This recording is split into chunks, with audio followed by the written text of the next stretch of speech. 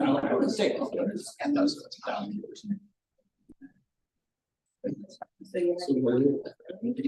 No.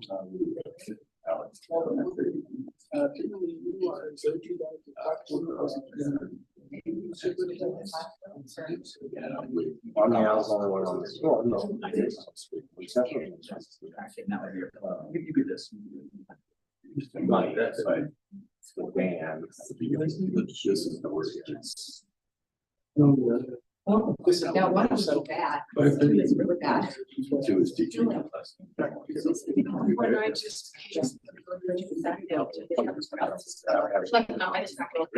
Okay. Yeah. We'll call our meeting to order, starting at 5:30 as of this meeting now.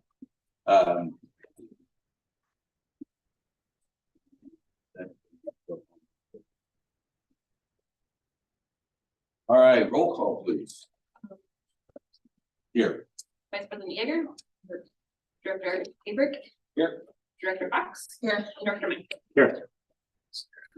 Catherine Fox to read our mission and vision statement, please. Okay.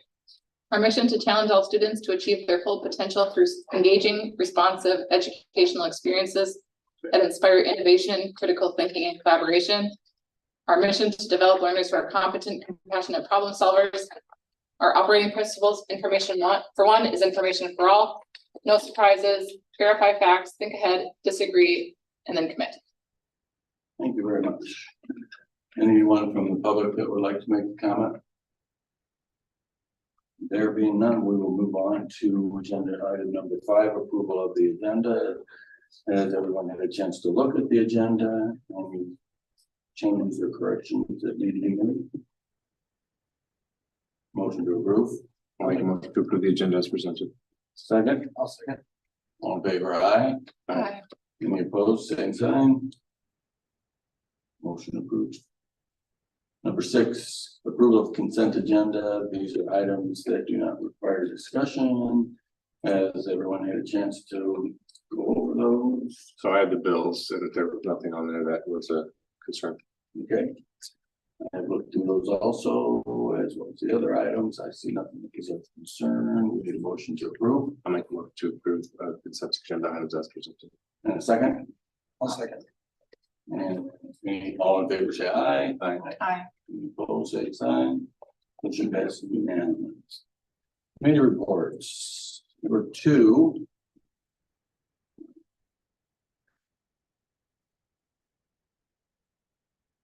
Policy was one that is myself and Director Fox. We reviewed, I forget which policies that we will review. We did not have any big discussion or changes. I think that there might have been some recommendations from the IASB about changes. Yeah. No, nothing that was substantive or would create any controversy in our opinion or in the opinion rather of the committee. It was a good meeting that I recall. So, yeah, Kind of an orientation to how policies work, because we were new to the meeting. what we do. Yep. We will, towards the end of the meeting, then the approval of the first reading. So the next week's facilities, myself and K-Brick. Jerry Mitchell was there as well as administration. We went through several items. I'll go through some of these, Bruce, and then we can add your thing too. Jerry has a 5-year plan. And we went through that almost item by item. This coming year, fiscal year 24-25, there's going to be replacement of some of the HVAC things on the north end of the building here. And there'll be 2 this year and 1 the following year with funds that we currently have. Let's see. He listed off when our middle school loan repayment It looks like the final payment on that is, will be in, July of 2029. North Grand remodel, final payment on that will be May of 2030. There is, payment for a loan that we used for the, lighting on the football, field that, will be completed 12 of 2024. That's actually coming soon. There was some interest in possibly being able to refinance maybe the, middle school remodel. We'll see if that, so if it works out or not. We discussed the lease payments that we have for the electronics that are used in the schools now, Chromebooks, and audio visual in the classrooms, and print services. That's a substantial amount of money. Right now, we are well within our means of managing that.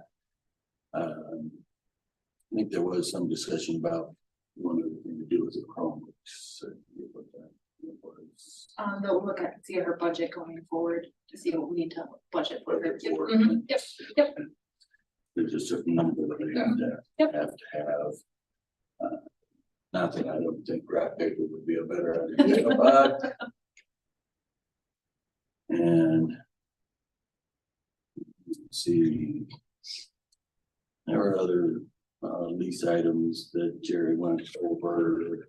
There were annual payments again that things that are done every year.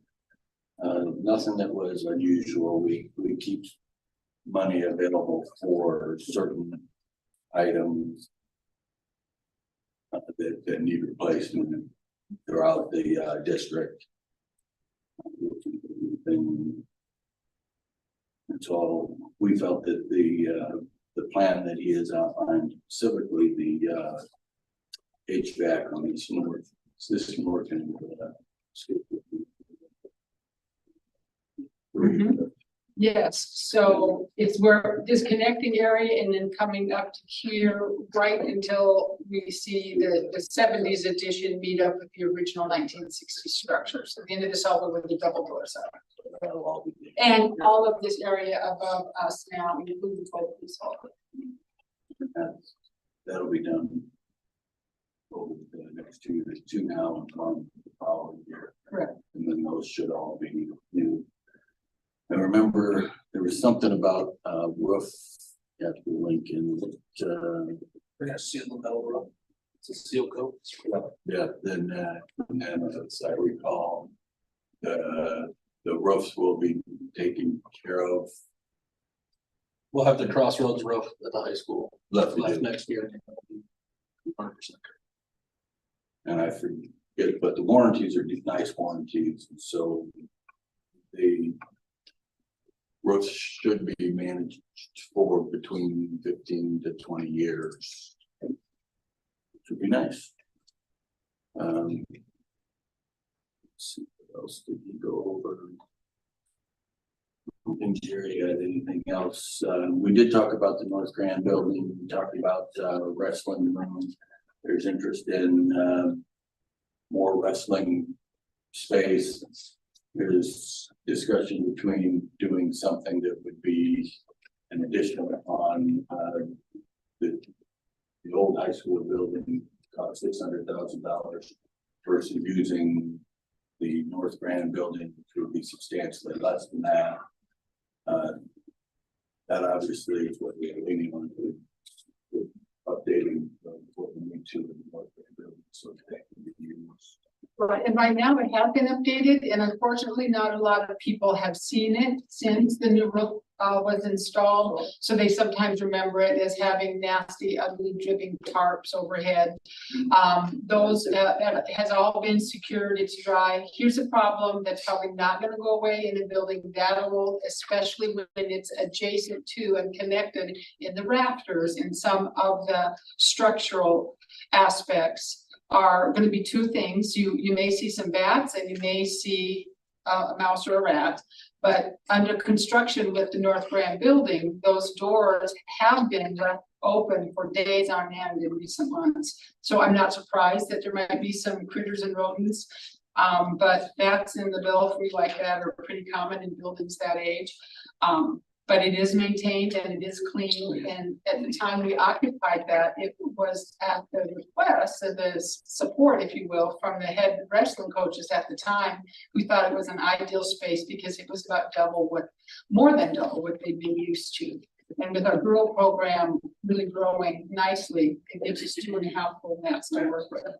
We are going to improve the lighting on the outside of that building and the signage. I was getting there. Oh, sorry. I'll Sorry. let you finish that up. That was the wrestling part of things. The rest of it has to do with the performing arts. Financing an auditorium is not a feasible option right now.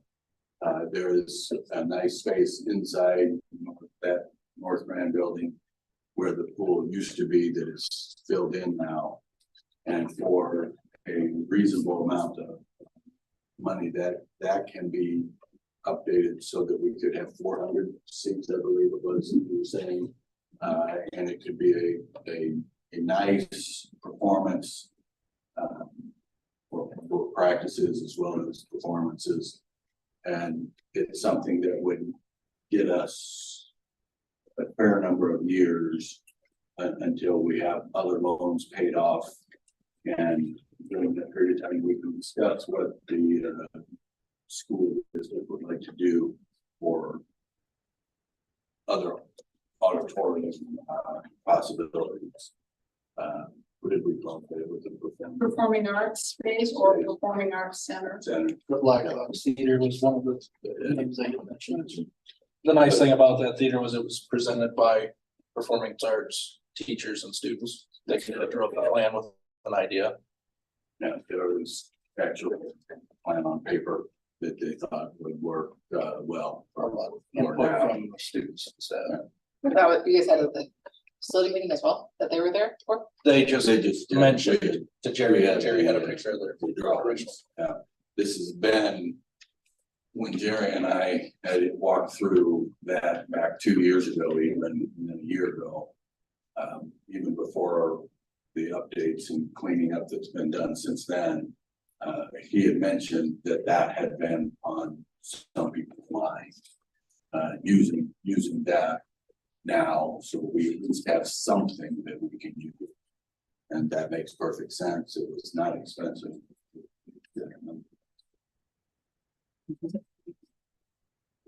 Run through and reach out. For initial things, we could set up chairs. We have the gallery seating from when it was a swimming pool.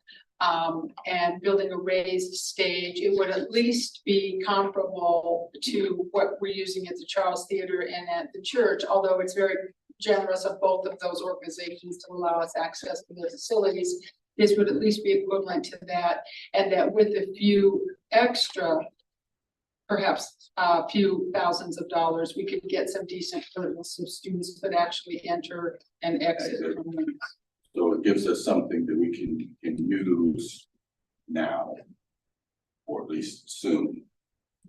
Then the other issue was lighting in the parking areas, since that's new as it was before. There isn't the same lighting.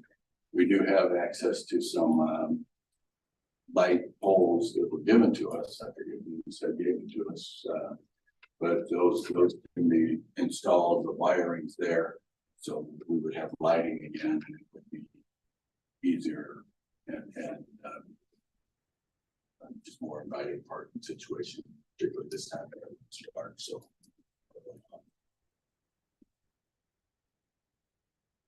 Anything else about the North Grand building that I'm missing?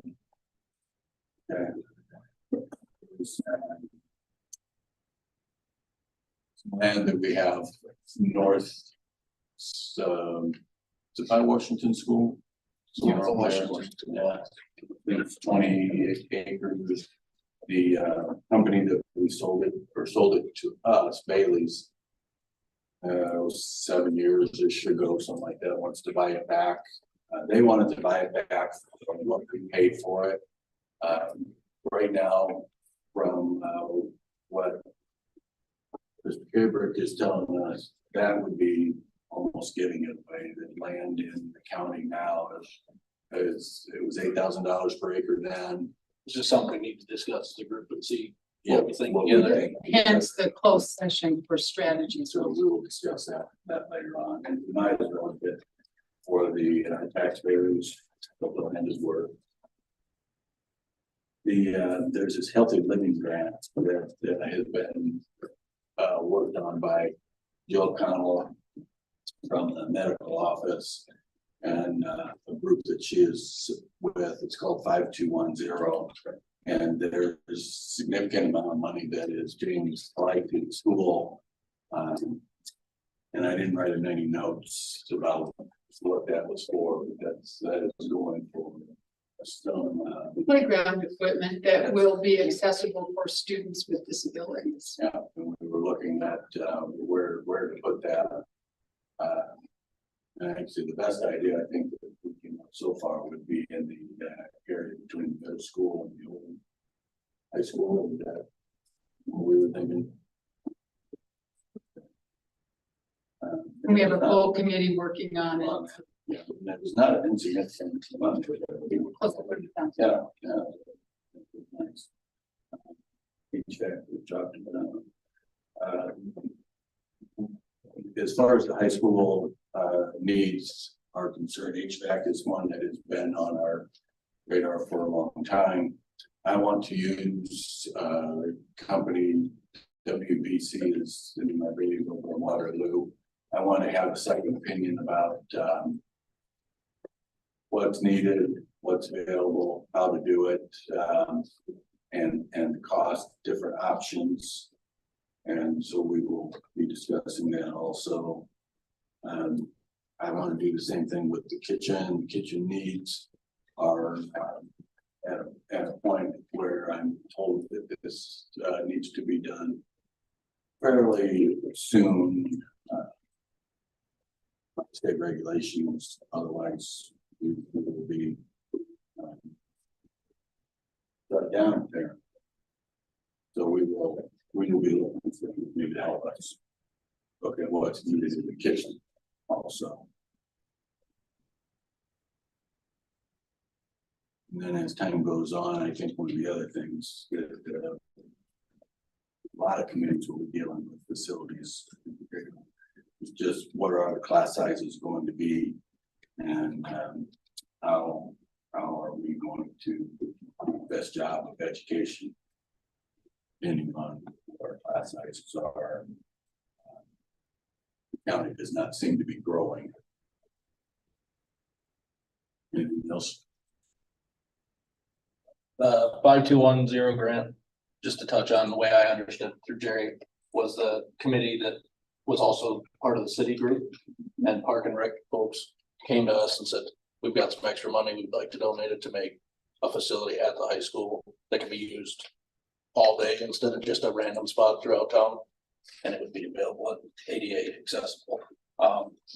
The Black Box Theater, only addition to that would be Jerry was confident with the way the structure is built there, he would be able to do some of the work to make that ADA accessible and open it up and make it really nice. And the light poles were brand new poles that were overrun from another project. The company knew we had similar, offered them to us. So Jerry says his guys can put everything in place. It'd be very minimal cost.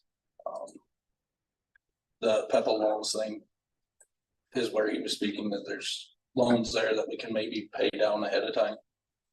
I know you had expressed how we're gonna find some of this money.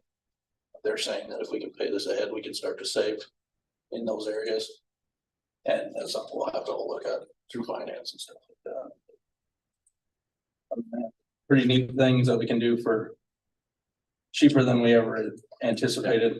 And the HVAC that he's addressing right away in his 5-year program, which I have a copy if you guys want me to send it or anything of his rough plan, with his metal roofs and his air handling units. The air handling units are crucial because that's what locks and lets fresh air in and out. So for him to have full control on the days that students are not in school, it saves us a lot more on energy and heating costs. And it looks like there's gonna be 2 on the high school and one on the middle school, everything on this north end. That would get us down to just the one in the crossroads type area that would catch us. The crossroads area is where the boiler seems to be more of the issue, so that is a major ticket item for next year. That's the only thing that, I don't know what does the air handling down there, something that we don't use in a whole room over there. But the boiler supplies the heat. And outside of that, I'm not really aware of what they. It'd be our intake and outtake fresh air. So that's it, to keep constantly rotating, just like a cold air intake. And it's what's comfortable, like I say, in this time of year, during our breaks, if we can shut this building up and maintain heat, you'll save us on that bill. They're big ticket items. That's all I got. That was the two committees, I believe, that met since last. On administrators, director, and superintendent. So we have for you the high school principal and middle school principal offering presentations. Jose will pull those open. We'll go ahead and have Joe start at middle school level. Jose, if you could open up the middle school model, and a quick overview of what's going well and how we're progressing at middle school.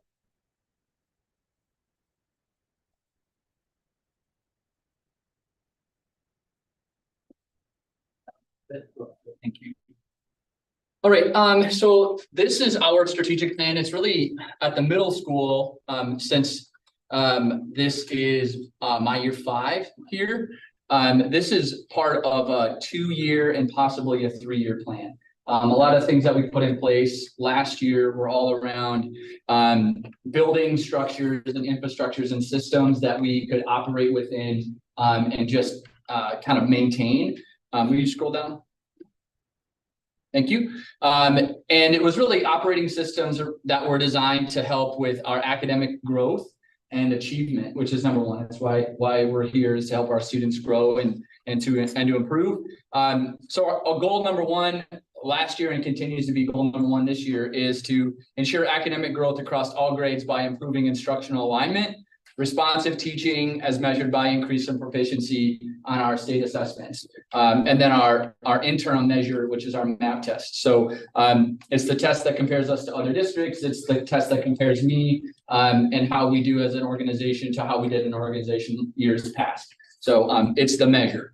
And then goal 2 is all about our perception and confidence in our stakeholders. That includes our parents and our community members and our students, as measured by the conditions of learning survey, and then and also just general feedback. And then goal 3, this is a new goal that was added this year, and it's really increased positive culture and climate within amongst staff members at the middle school. We've been doing a lot of hard work, and we've been seeing some really great results. And sometimes that's at the expense of like people get, they work really hard, and we really want to make sure that we're really fostering a positive climate and culture at the middle school as well. So some purposeful efforts on mine and Dana's part around that. Okay. So what have we done so far? Well, since we're mid-year, we should have done some things. So goal 1, we've really been diligent the last 4 years in aligning all of our teachers to and learning to the standards.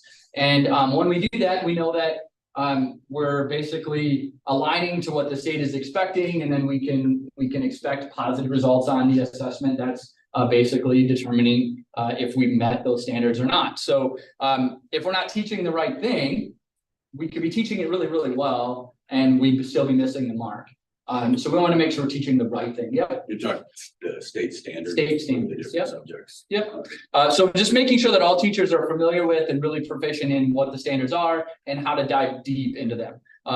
So part of that work was they created learning progressions for every one of their units. So what does proficiency look like on this particular standard? The standards aren't written in real friendly terms. So we've been working with outside agencies over the past 3 years to really break down our standards and to make sure that we understand exactly what they're asking. And then developing a scale about what an A looks like and what a D looks like on this particular standard and everything in between. How did you, in years gone by and even now, how do you take a math, let's just use math. Mhm. If you're teaching math at fifth and sixth and seventh and eighth grade, there's gotta be certain standards, I guess, for each one of those grades that the students are supposed to meet. Yeah. How do we know the curriculum we picked is good, is thorough, gets the job done, Yeah.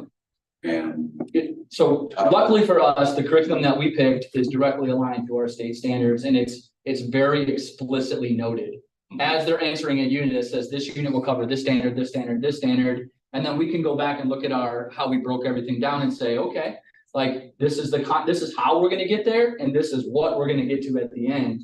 And then we can look at that assessment and modify it however we need to in order to make sure that we're meeting the criteria that the state is expecting, the teachers are expecting, and the curriculum is providing. do you have that for all of the subject areas? We're getting there. So some of it's more explicit than others. Like the math curriculum is clearly laid out. Our ELA curriculum, we're building it, and it's art, right? So English language art. So there's more. Just for instance, our language arts teachers have 8 power standards, which means there's 8 things, and those 8 power standards are often multiple grade levels are within one standard. So it'll be teaching theme in 5th grade, 6th grade, 7th grade, 8th grade, but the nuances of theme are going to be drawn out, and the expectations of theme are going to be way different in 8th grade than they are in 5th grade. So that's where it's like understanding the standard and what it's really asking you to do, and then being able to use the curriculum tools that we have to build that out. How does that teacher figure out in a classroom? Let's use language for this one. How does the teacher figure out which students are already proficient or doing well, need little instruction versus student who? So that's the third bullet point. It's they create formative assessments. So formative assessments are the mini checkpoints that they use along the way that are really determining if a student is understanding the content that was a prerequisite, and then the content that's taught that day, and then and then the next part is responsive teaching. So how do they respond when they have a student who is not necessarily getting it? And we're really working, that probably is the most difficult task right there, is we're getting a lot better at understanding our standards. We're getting a lot better at formative assessment. We're getting a lot better at giving feedback. We're really in the process of, and I would say at base level, of really diving in and understanding, like, how do we service students who are struggling, and do that in a way that we're still reaching kids on either end of the spectrum. So that's work that we're going to be engaged in for a long time. Well, that's what teaching is. That's what teaching, yeah. They would assume a teacher wants to figure out in their classroom where each student kind of falls, who needs help, who doesn't need help. And Yep. when you say creative formative assessments. Yep. What are they using?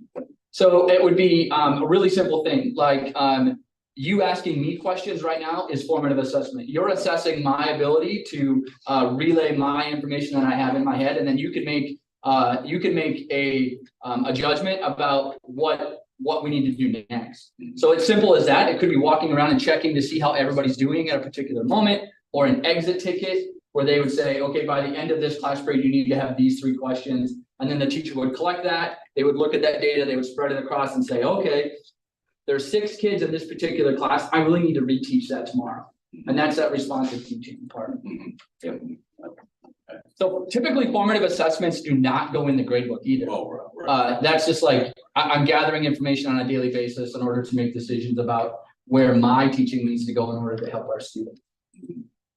And then this big one, for the first time since I've been here, we've been really, I'd say,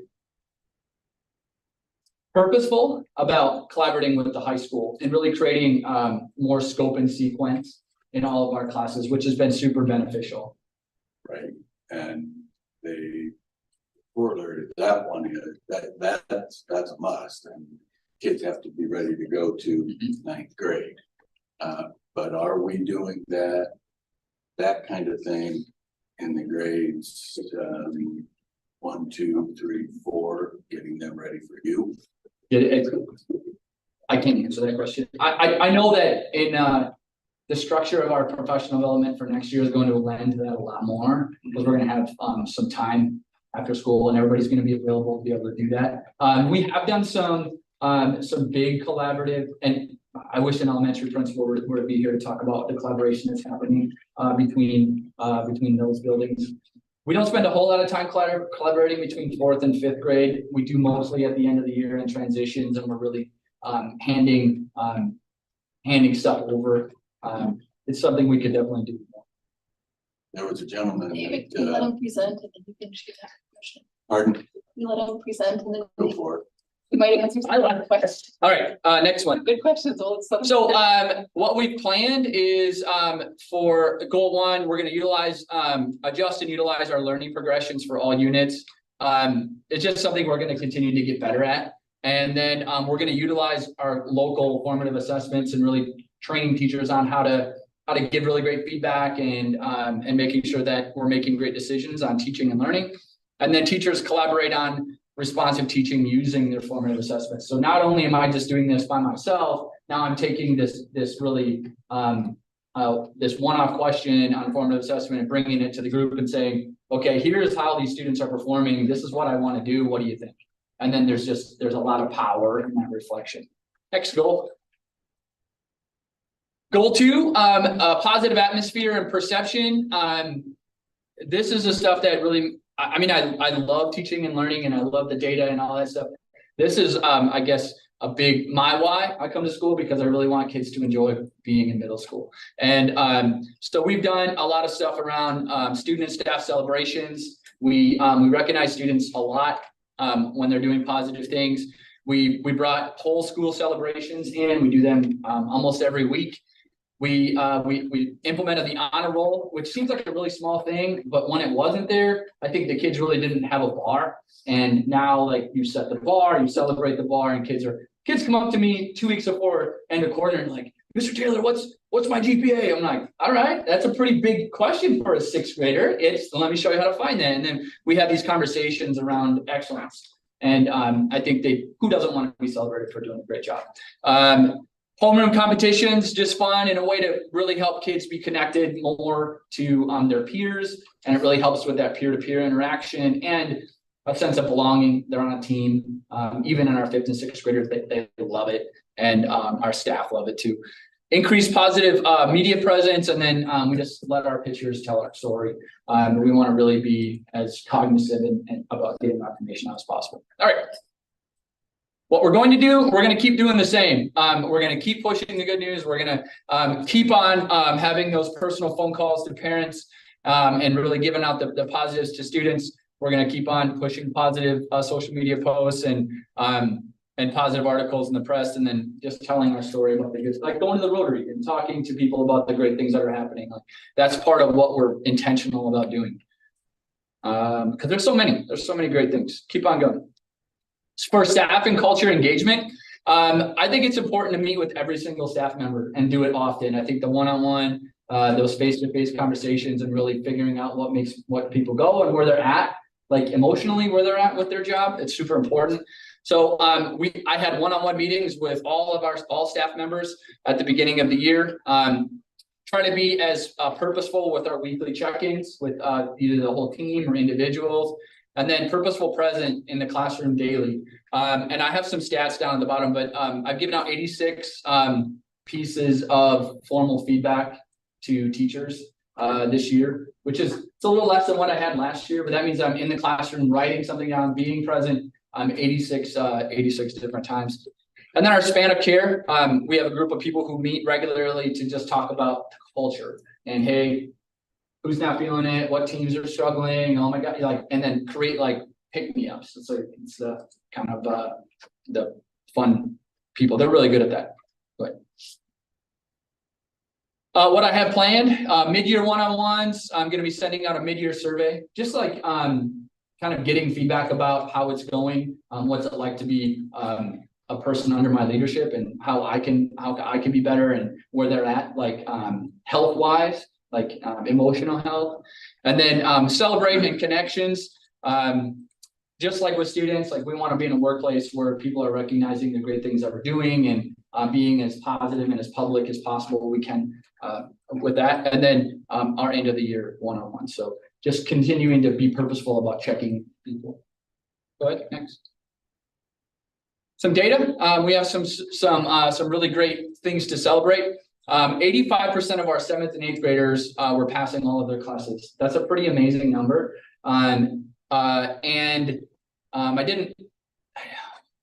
I had some more data on here that I had added. Let's see if I can pull it up. Sorry.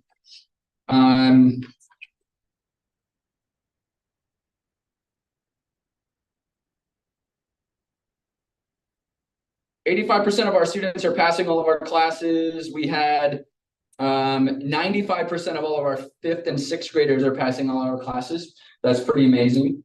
Over 50% of our students made either A or B honor roll. And I think that those numbers are really indicative of future success on our ISAS. The number of students who are performing like high performers are definitely tracking towards proficiency or advanced levels on the state tests. Positive communication, we've had 550. I had 550 as of January, 550 positive communications home. In 22-23 this year, we've had 585. So we're right on track and we're beating that number a little bit.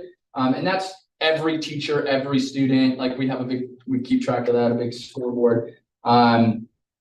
Like I said, 86 classroom observations and feedback points. So just some data that's kind of helping me stay on track with my own personal scoreboard. All right. Question? I got a couple. So one of the items you mentioned on the stats, which are on there, but you talked about was 50% of our 5th and 6th graders have an AB average. Well, 50% of all students. So 5 through 8. 5 to 8. Okay. 50%, over 50%. It's like 51.5. So what's the state average for 5.8 in terms of AB average? Because that seems like a really high number.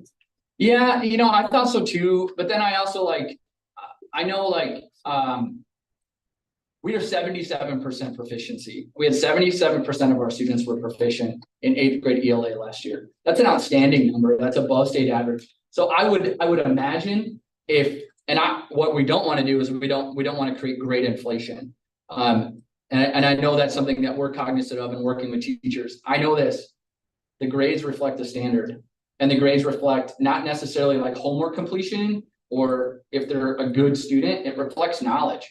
All of our grades are in the grade book are based on either projects, tests, or quizzes. And I'm confident that number will definitely equate to similar or better numbers when it comes to proficiency. Because I think about what it would take to be proficient on the ISASS, and I think it's like a C or B level. So it's about right as far as from what I can tell. I think that's important to note that the grade book reflects assessments and not just the day-to-day tasks. Yep. Did you do this? We're very purposeful about that because that's life skill. And we really break our report card into 2 levels. It's our life skills, like I turn things in on time, I'm a hard worker, that sort of thing. I turn my practice work in, and knowledge, right? Good question. Can you go back to page 8 real quick? So one of the things on that one is talks about the one-on-ones with staff. So what I heard you say is that that's a two-way street. So they're giving you feedback and you're giving them feedback. Yep. So how do you measure, the feedback that you give them to ensure that while they may not always say, Mr. Taylor, I really totally agree with it, I'm going to change my way, versus them saying, okay, I hear you and I'm going to do something to try to remedy or review what you've suggested. And anytime there's like negative feedback or something that I really want them to work on, there's going to be lots of follow-up. So for instance, I'm engaged in, and I can't really get into details, but I'm engaged in multiple coaching conversations with different staff members. And it's always a repeated cadence of accountability to make sure that we're following up with the thing that we're doing. The one-on-ones, that's for everybody across the board. And it's the same questions I ask everybody. What's going well? What needs to change? How can I be a better leader for you? And then as we get going, now it's like, okay, every time I walk into your classroom, it's essentially a performance review. It's me looking at to see how you're connecting the standards and how things are going and giving opportunity to praise or coach or however that comes, yeah. And sometimes in the one-on-ones, things will come up like, hey, I know you were working on this. How's that going? And especially in mid-year, we can go back and look at goals and things that people had said, and now where we are in tracking those goals. Good. In the state test, that ISAPS thing is, and I spent so long since I've looked at one, is there a bell curve? Let's say for all the 8th graders taking it for English. Every single student could be proficient. Good. There's not a bell curve. It is a set of questions and they score however they score, and then that number is compared to just what's proficiency on that particular test. What is defined as proficiency? What does change is state average. That changes. It's as different schools perform higher than the state average goes up. So we're kind of always chasing that state average. But yeah, we could have, I've heard some of my colleagues would brag about 97% proficiency, which means 97% of the students are proficient on ISAT. State average is around 70. And, we're always striving to be better than we were last year. And our goal is really, our goal is 2% increase per year. Are you reaching that goal? I think so. The ISAS is taken at the end of the year. So last year we set a goal of 2% and we increased in 5, 6, 7, 9% in some of ours. And it's across the whole cohort or every grade, we increased over 4% across the board. Different grades will increase at different levels, but overall, it kind of is a judge of our whole system and how we're performing. And yeah, we met our goal. We did goals last year. And don't forget, commendable. Yeah, commendable school. So we actually got recognized for the work that we had done in both culture and climate and in the result of our ISAS. Which is our state rating system, which is pretty nice. It's our first school that we received that rating. Now we got a bar. I will personally vouch for Mr. Taylor. I've held him to a fairly high standard since my student has come in, and I've seen him hold his staff to just as high a standard. He's doing a wonderful job. Appreciate the feedback. Thanks, guys. Thank you. High school.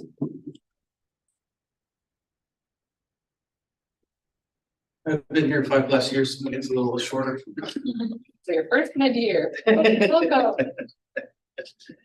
Go ahead and Not the scrabble first it. time you saw us though, so No, that's old news.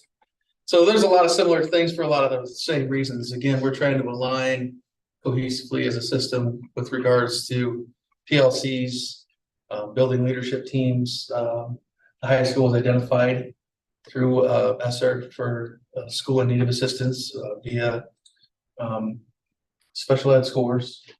And as such, we went through over the summer and decided it was leadership that was lacking. And so all the goals for that are around building leadership teams and leadership. So that's why that's on there. The SAMI team aligns with that. Our instructional coaches play a huge part. And then myself and Susan take different pieces, and we'll get to that here in a second in a big way. Again, much like Joe's got at the middle school, we got a Hispanic care team. There's certain staff that get paid a stipend to look after the well-being of everybody, and it's a big deal. I know right before break, they were giving out energy drinks and candy bars with little inspirational notes to everybody to finish strong. And it was good because I was thirsty the one day, and it was just perfect timing. I was like, man, this is great. Caught my person. It's like he really caught me where I needed it. So that was awesome. So those things do make a big difference. It seems like a small thing, but in that moment, in that time, it's like, man, this is really cool. So those little things do stack up. Go ahead, bud. What does SAMI stand for? It's an assessment. It's a school assessment, multi-tiered system of Intervention. interventions. Looks Is like a what it big word, states. not just Charles City word. That's not a Charles City word, yeah. The AEA is responsible, as per guidance from the Department of Ed, to come into schools and work with those that might be targeted. So it's not as if they're a compliance organization, as you know, it's the AEA, but they are acting at the behest of the State Department, so there are guides on the side. Okay. Good news is they came into our district and 100% of our schools already had implemented school plans, which they simply use their assessment data to augment what we already had in place. Okay. Yep. So I've got two big goals, this year, again, working around that Sammy and working with the AEA around meeting that building the leadership has been really huge, creating defined purposes and structures and norms, processes that our staff could expect to have happen. I didn't realize the depth of it till I got here, that ended up being it seemed on the surface to be really silly goal, leadership teams and structures. And then I realized how many of those things needed to be strengthened. So goal 2 is develop practices around our intervention room and our staff there and RISE 2.0. You know, everybody is new in that position as well, so we're all learning together. And so it's been quite a process. It's gone a little slower than I would have hoped, and yet those things grow at the pace they need to if you want to do it right. So, and I think the thing that's going the slowest, and I'll own that as a leader, is we've been really focused at the high school in the first semester on behavior and attendance, and that's been my bedrock. Like, I'll own it, say I haven't been in the classroom as much as I want to. I'd kind of walk through, done in each classroom. But my big thing is, and we'll get to these stats here in a bit, establishing that we need you in the classroom and we need you to be able to behave in a way that is conducive to a good learning environment. So those are my bigs. Go ahead to the next one. Again, building leadership team meets every other Tuesday, and the SAMI team meets the opposite Tuesdays. There's a lot of the same members for very big reasons. The members that are in the building leadership team are also our PLC leads for each department. And so that way, when we have the meetings, we've got a department head and we'll talk about specific things and they'll filter out and back in. So kind of it breathes in and out throughout the building without having to have everybody there at the same time, and they call it the Shark Tank. So it's a little bit more conducive to getting a plan in place and rolling with it. Major goals and goings on. Go ahead. Again, the intervention room was huge with regards to housing and school suspensions. I think in years past that had been kind of in the office and it was not the place for it. I mean, if you have a student who's in crisis mode, again, Joe and I had talked about this before too. The last place you want them is down there. They don't need a captive audience. There's a lot of conversations with our school secretaries, with parents that come in or students that come in that they don't need to be privy to. It's just one of them spots that should be sacred to being an office. And so this space, this environment, these folks have created a space where students are held accountable. If you're getting a suspension, it's for a reason. And so it's not a joyride. But we have sought ways to share between the middle and the high school. Michelle Sweet and Chantel are the two leads for RISE now. And that has done a really good job because again, they're at both spectrums. It allows us to talk, forces us to talk, which we talked about purposefully at the beginning of the school year, and it has continued to develop as the year has gone on, just how important that communication is and the feeder. The thing that we really want to get going, we want to do it the right way, is how our bigs are leading our littles and when that happens. We haven't had our high school students meet with the middle school students this year yet. We've gone through the preliminaries of identifying students who wanted to be in a program. We found some good fits. Now we got to talk about how and when we're going to structure that. So that's the point where we're at with our staff there. I feel like that's going to be more productive now. It's not gonna be simply just a hangout. There's gonna be a purpose and a premise. So if you're paired with this person, it's for a reason. It's for some learning and some leadership for high school students to provide for our middle school students. So just want to give some data that's aligning some things. The total Fs in the high school last year during first semester were 438. This year, first semester, there's 167. And again, listen, I'm not where Joe is at. Haven't been in the classroom much, but who is in the classroom is our students. And when they're there, they know what kind of environment they need to have to be conducive for their learning and in their learning. And that alone seriously contributes to that, which tells me our staff is teaching and have been teaching, but the structure for discipline just wasn't there. And that's huge. Big portion of that are parent meetings, and that's the next sets of numbers and why I haven't been in the classroom much, because this takes time. There have been 40 parent meetings before the school year started with seniors that had to have some serious conversations of their reality. The if-thens of the school year, what classes you have to take in order to pass. Plenty of conversations with Flex and Carrie Lane, our innovative campus. Grade discussions. Michelle Sweet is a part of those, and either Ms. Johnson or myself get in on those. If a student has 2 or more Fs, we've started to call in parents, we've started to call in students and create plans. How can we reduce this? I don't know how many, so we had 6 or 7 students that passed more classes this year than their entire year before in the first semester. So it's kind of staggering when you think about that. Like, you seriously pass more classes in the first semester than your entire year. But again, the structure creates that. Our teachers are doing just that. We've had 60 county attorney meetings for truancy as well. And so when I say that, you have to have no less than 2 parent meetings prior to the county attorney getting involved. And in order to get involved at the county attorney level, you have to have 15 or more absences from school. So when I was hired and told I needed to battle behavior and attendance, couldn't have understood the depths more that I've come to know them. I've had, when I say this isn't as a diss, it's just a reality of where we're at. I've had more parent meetings this year than I have my entire educational career combined. Is that all grades? Grades, attendance, behaviors, Like 9 through 12, 9 through 12. Yeah, those grades are there 9 through 12. Yeah, and parent meetings are 9 through 12 too. correct. So you're getting to know some families. Real Really well, odd. yeah, for first name basis, yeah.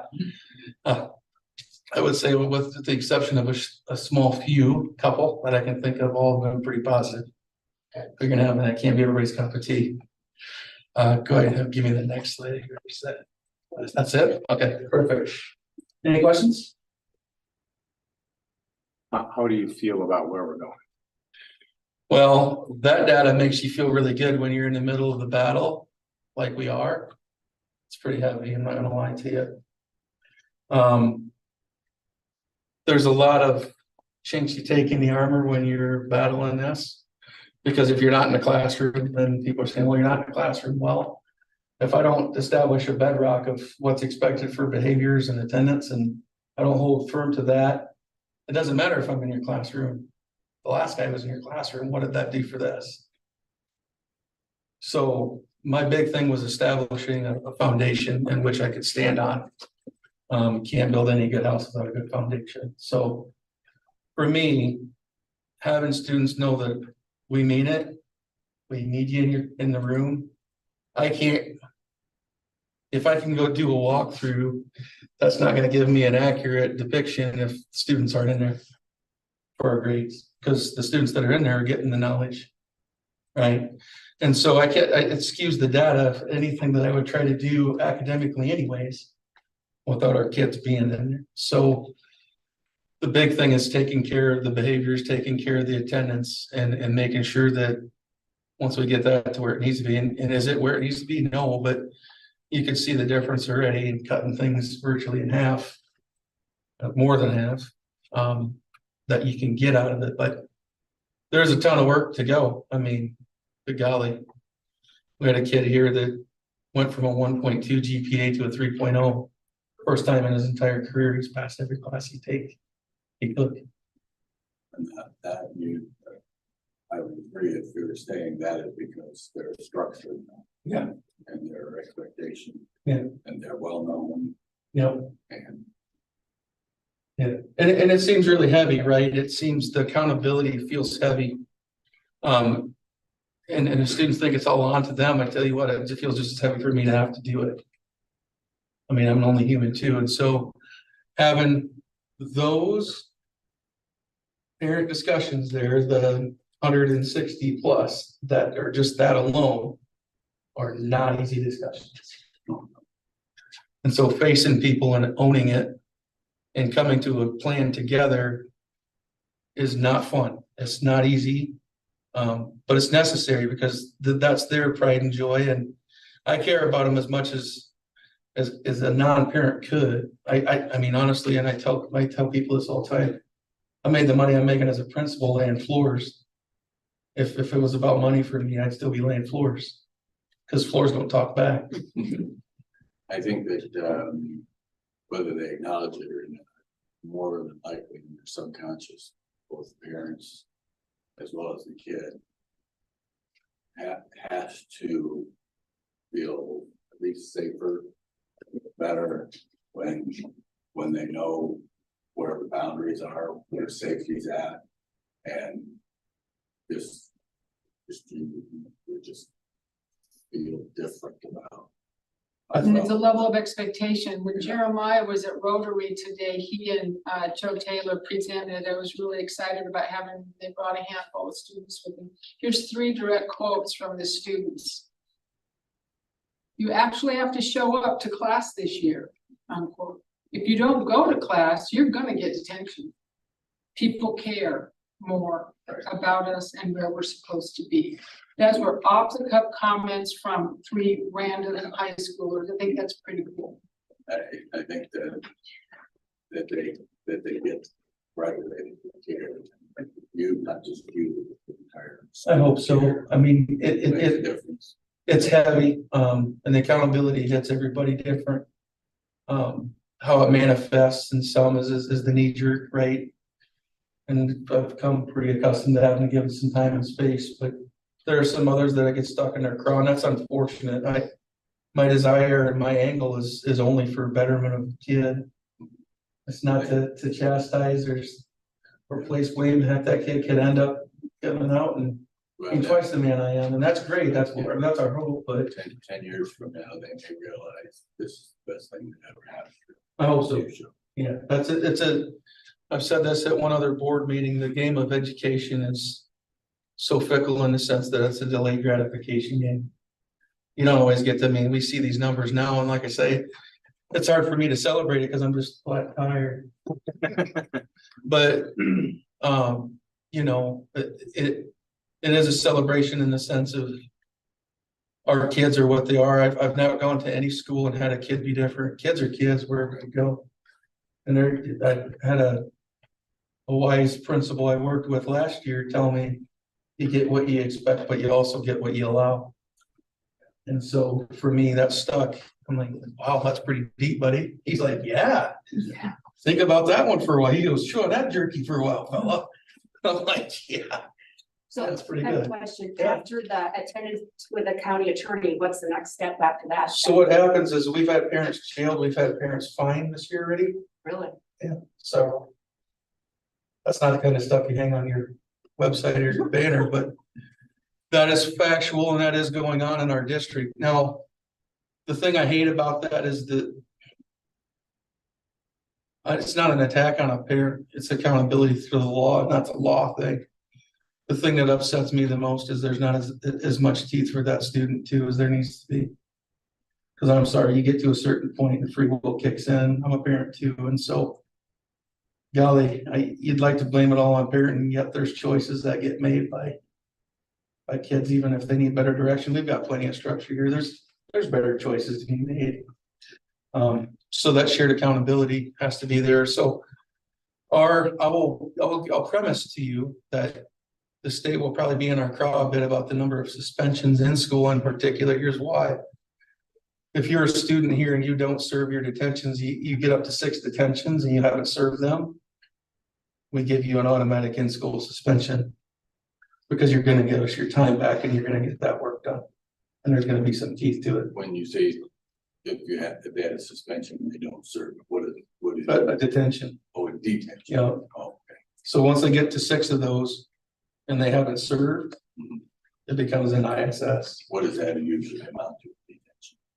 25 minutes. It's from 3:05 to 3:30. It's contract time for our staff. So it's not like it's this big hairy beast that I look like. It's sit down, take 25 minutes, do a stinking assignment and roll out. But even that's the kind of impasse that we're facing is that's an impasse. 25 minutes is an impasse. We're building resiliency, begrudgingly, of course, but the students are proven that they're capable. That's, yeah, they have to know. And in the long run, it will be appreciated. Yeah. In the long run. And it's habits, it's discipline, it's accountability. And bottom line is 25 minutes is gonna make or break any kid, but boy, they don't like to have to stay there. And it doesn't take a hammer to kill a mosquito. You know what I'm saying? 25 minutes is enough of a sting that they're not wanting to do that. And they also know that we're gonna hunt them down like a thief in the night if they don't show up. And that's what these guys are spending. I'm talking hundreds and hundreds of hours in just trying to manage this. Yes, we are gonna have some suspensions go up, but I will tell you, I am not confident that the suspensions were properly recorded in years past. I'm not confident. And that's as much as I'll say about that. Yeah. So it might look different, but I can tell That would you be this what is you- accurate. Yeah, I would say from my experience thus far, probably not. That's not the sling mud, it's just the reality of the mud I get to walk through. is there something similar at the middle school when the captains is? Yeah, so we've been working with the county attorney now for the past 3 years, and really some of the stuff that we are doing district-wide was modeled last year by the middle school. And multiple meetings with parents and county attorneys, so yeah, unfortunately, it's where we live, and we just gotta. At a certain point, like, we can only serve the kids that show up. And when they don't, then we have to take a different measure. And that's where penalties and consequences and things come in for parents, and working with them and working with our school social worker has been really big. He's been really spearheading a lot of that to come around, like, what supports do you need? Yeah, I'd be terribly missing that, throw Jenna Haglund and Michelle Sweet's name out there for the work that they've done Yes. and the work that they're gonna do moving forward to allow Ms. Johnson and I to get in the classroom more the second semester now that we've got this bedrock foundation and have worked with them hand in hand, like, this is what we're after out of these meetings. This is what the essence of this needs to be. This is a whole district. Yes, all Yeah. schools are required to have a student assistance team. Some did not last year. All of them are required to do that, and they are doing that. But the same rules for attendance apply for Yes. K through 12. And we have one person that monitors it from K-12. Her name's Jenna Haglund. She's our full-time social worker. My last question is, that is good. For graduation this year of the current seniors are, how many are at risk of not being able to graduate on time? You know, we're working on that right now with a bunch of students. That Some that completely changed I know with regards to the 38, we peeled off 12 just. With the change in the credits.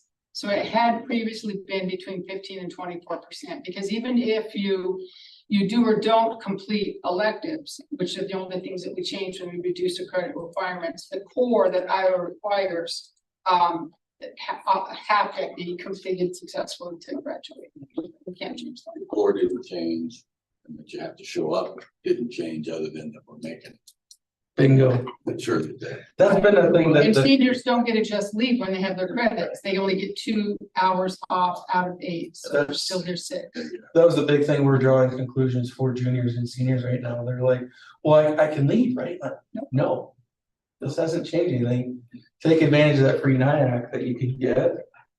Take advantage of next year, gonna be the NIAC Center, where we got all these tickets bought for.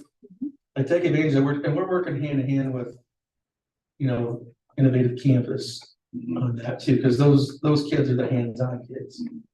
And to have those tickets and not utilize those tickets for kids that are now taking advantage of a second chance in a way that they learn best, to get into a hands-on program, which is where they're really aiming to go, would be narrow to me to, as a principal, say, oh, it's just for the main building. No, they're all my kids.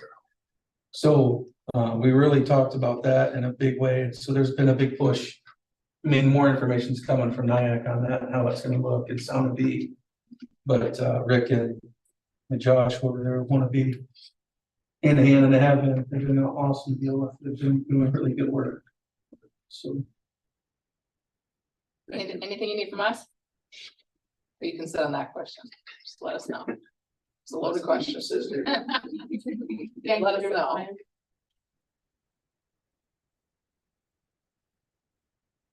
Superintendent. Yes.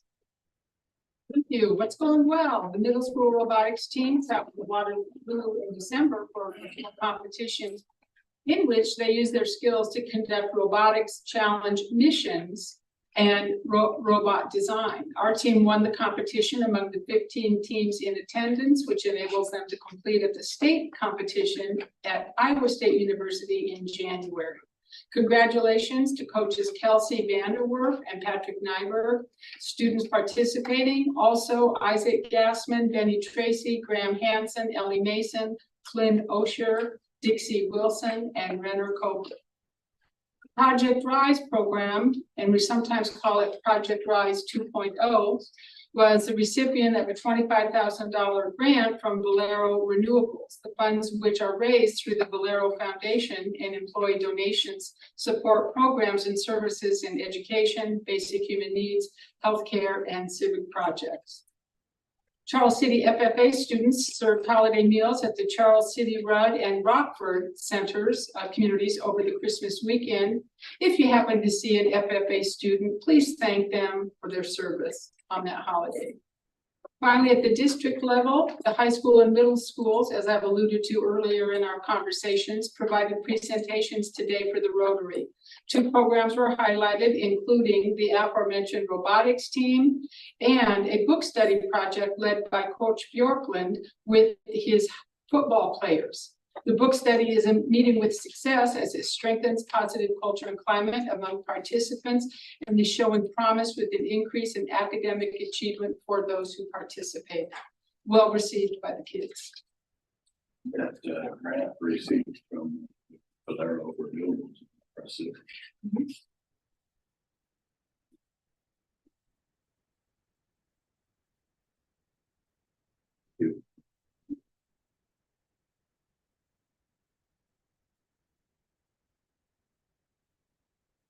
Enrollment report. As you can see, the enrollment report this month, we are up, and so January 1st reports changes in the month of December. We are up by 5 students, those who net of 5 students. So we did lose some students. Those who left moved to either Puerto Rico, Washington State, Colorado, or Texas. We had a number of students coming in as well. One came in, enrolled from IC to Charles City Public, Cedar Falls, and one that moved into the area to make this their home. We also have 3 students who have open enrolled in and then enrolled in our homeschool assistance program, which, as you know, is an option. And we have what I believe to be, if not the best, one of the very best, if not the best, homeschool assistance programs I've ever seen in my career. It's pretty amazing, run by Catherine White and Susan. Receive 0.30 funding for students who choose to enroll in the homeschool assistance program, which generates something close to about $140,000, pays their salaries, supplies some curriculum support, and so on. Neither of those ladies are full-time employed, but we can at least reach out and give our parents support. So those that do homeschool, we can be confident they're being homeschooled well. That's all I have. Thank you. Any questions? Okay. Moving on to new business. Any new business? Who do I bring up?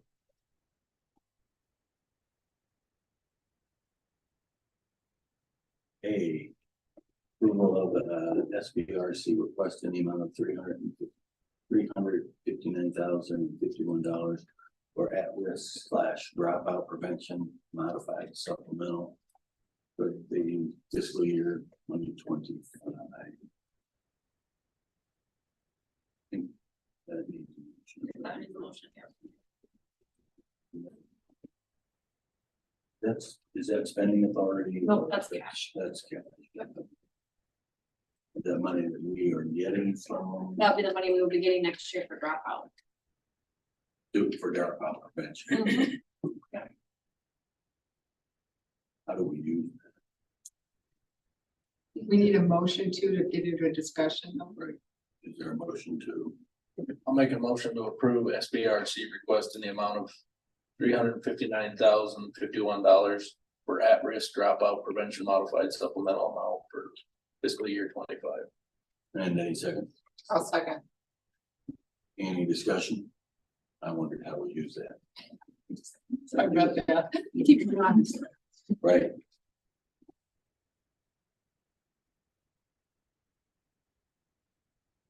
We utilize these funds in a number of different ways. So for example, we were talking about a social worker earlier on. We pay part of our counseling salaries out of it as well. So those positions in which we have employees that spend a great deal of time and effort trying to mitigate issues with discipline, school attendance, or other factors that might predispose a student dropping out from school if we were eligible for that. There has been times where I've heard that there's been someone that's been gone for a while, whether it's months or even a year or so, who somehow through the gentleman representative gets them back in to finish school. That somehow, is that used for this or what? For some of that outreach, typically no. So when you have students that drop out and then we're able to harvest, get them back into the system, we require all principals or assistant principals to reach out to families whenever a student open enrolls out, gathering the reason why you're opening and rolling out, which is what I report to you on a monthly basis. Also tracking on them so that we have what we call a graduation plan. So it has to literally be signed, developed with the folks down at Carey Lane and Innovative Campus, develop the plan, have the students' parents sign up on the plan, and only after they've shown that they are irreparable in their efforts, then they would come to me for a signature. Now that doesn't stop everyone, but it does tend to at least cause people to pump the brakes. Yes. There are also options for students such as we commonly call it a general education diploma. A GED, not ideal, but we do try our very best to reduce dropout. All in favor, signify by aye. Aye. Any opposed? Opposed, first.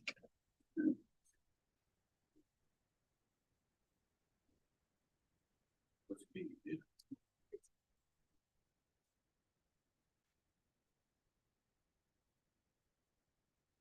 Is fundraisers, I think there were two.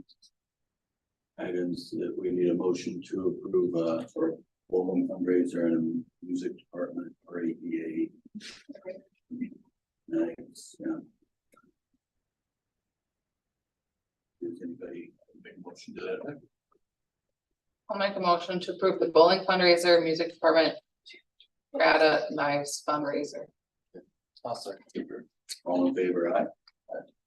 Any opposed?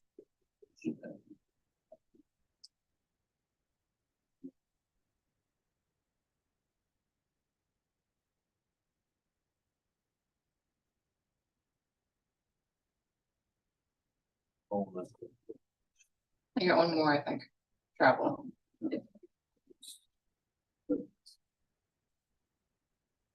It's this one I just have some questions about. So just as a general kind of review, it looks like everybody's turning in mileage and expenses for trips that they did.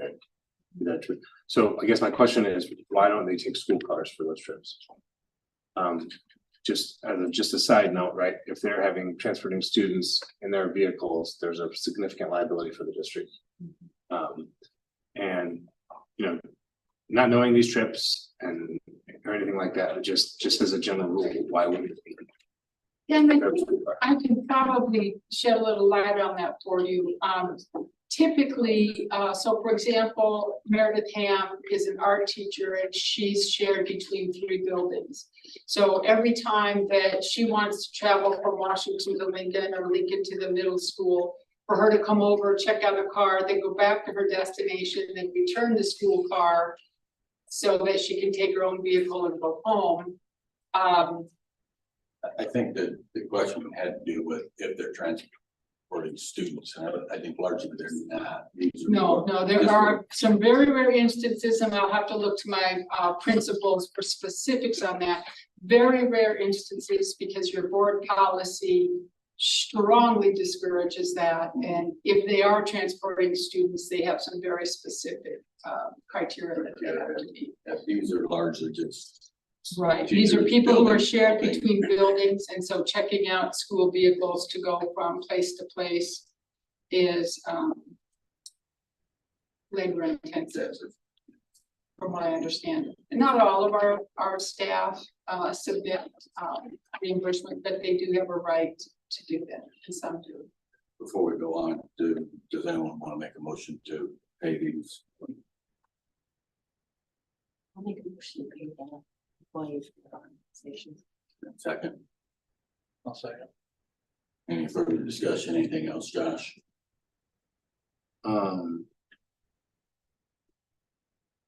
So just the last question is it for this particular semester? Is that what we're looking at? Because there's kind of a range of dates on these. Yeah, it's just for the response, they're supposed to be handed in before January 1st, but none of them did. And they all kind of look like they do it a different way too. Yeah. Handwritten. It wasn't very easy, and we actually our office had to do the mileage for them, figure it out for them. They just gave us the numbers and where they went, was all, so we need to figure out an easier way to make this work, because it took at least that a good couple hours to figure out everybody's mileages, so yeah. Yep, it could be easier, so we gotta work on that. All in favor of approving this, signify by aye. Aye. Any opposed? Opposed?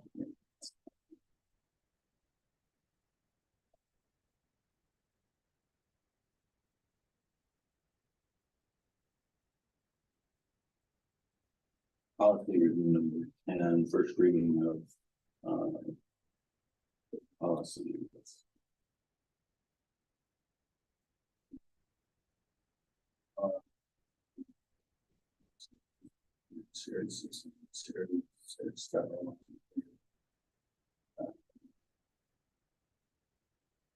Mentioned when you talk about the board policy subcommittee meeting, really the most of these, if not required by law, are being done as part of our updating so that ours are all current. Best practice is within 3 years current. The law requires 5 years. Some of ours are that or beyond. We do have the one on student conduct. We also have one specifics, we were talking about expulsion, for example. None of those have any substantive changes. The one that we did increase was the amount of money that the superintendent and director of finance could spend without having to get board approval, especially if it's in an emergency situation, so that you wouldn't have to be required to hold a special meeting in our case, to get the elevator fixed over Christmas break. Otherwise, all of them are submitted with little or no change. And that amount was something consistent with surrounding districts that went from 15 to 25. Correct. Which is, I think, more than. And policy 705.01 was amended and adjusted based upon a change in law. And so there, again, your amounts went up, so the ranges are from 25,000 to 81,000 as far as your bidding process and so forth go. So we need a motion to pass the first reading of these.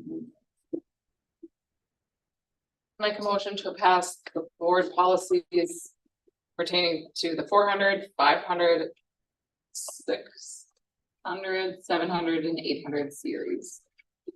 As presented. Second. On favor, say aye. Aye. Any opposed? Motion passes.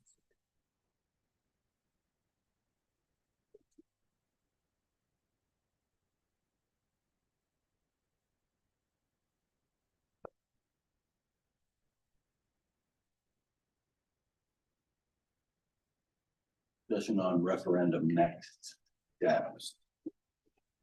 Like an item that we put on to discuss some thoughts that, are percolating since the referendum was defeated back in November last year.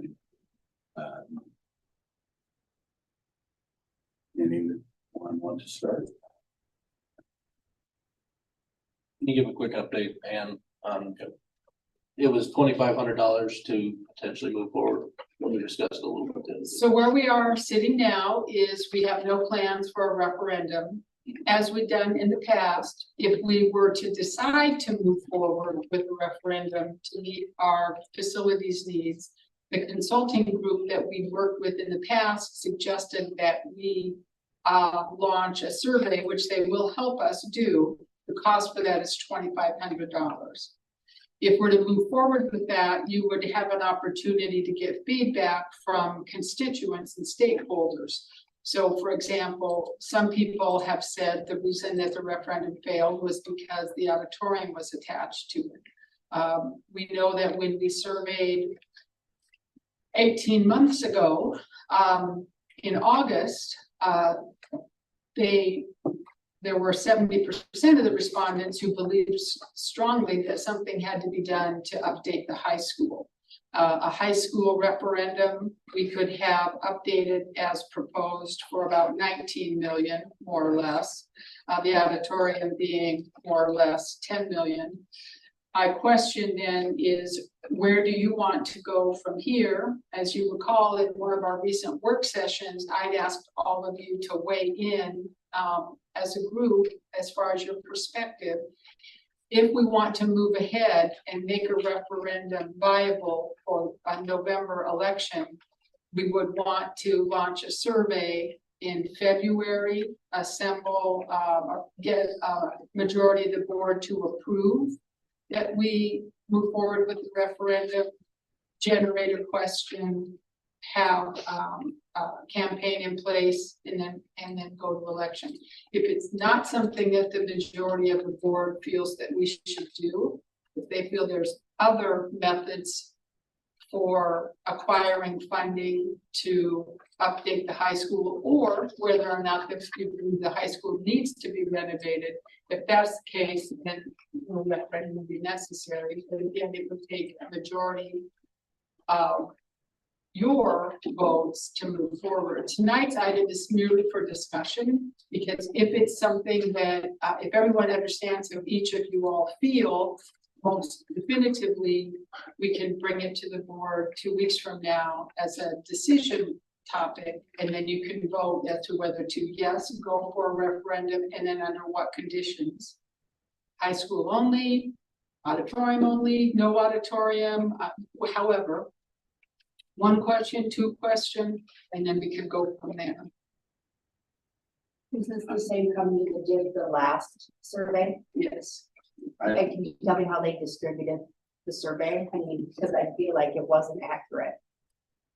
I mean, the results must not have been, they didn't ask the right people. I mean, I was saying personally. Well, I think the discrepancy that you might be seeing doesn't have to do with the method. We actually had more than 600 respondents which is viable from a statistical standpoint. We did not ask the question, would you vote to build a new auditorium? That's the difference. The question we brought to the public in November included an auditorium with renovation and upgrades to the high school. The initial survey that said 70% of the people believe something needed to be done to upgrade the high school was at 70%. That further affirms my notion that by adding the auditorium onto the high school renovations, we lost our 70% minority. So, and it was sent out to all box holders, 100%, and then had a area where you could return your ballots. QR code or something that they scan? No, I don't believe it was a QR code. I believe it was just turning in their ballots. We had ballot boxes in each school. We did not do it electronic. I don't see any reason to spend money on a survey. I think we know that we need to look at the high school part of air handling, heating, air conditioning. We know that we need to look at the kitchen, and those two, in my mind, are the priority. The remodeling that was proposed for the high school, I think that the design, there are security issues that I feel need to be evaluated by actual someone expert in building security issues, and that needs to be a separate process entirely. There's a company out of Waterloo that I would like to investigate, WBC. They do full commercial HVAC type work. That if we can at least get a what I'll call a second opinion on what would be a reasonable way to deal with what's left of the school, the south part of the circle part. Keep things off rough. What it would take to use the boilers to put something else in. Where does it go? How do you get it to the room? I'd like a different somebody else to give us an opinion on options that way. They are, at least from what I can see on the internet, that company. There are other ones in Waterloo. There's some in Cedar Rapids. Cedar Rapids seems like a little too far away.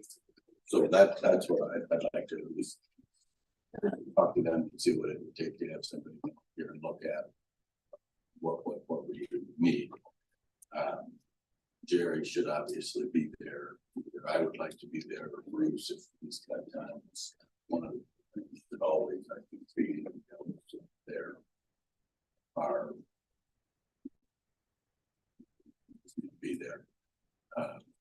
The kitchen, same way. I don't have any company names yet, but I think somebody needs to be able to go in and tell us what we need to do.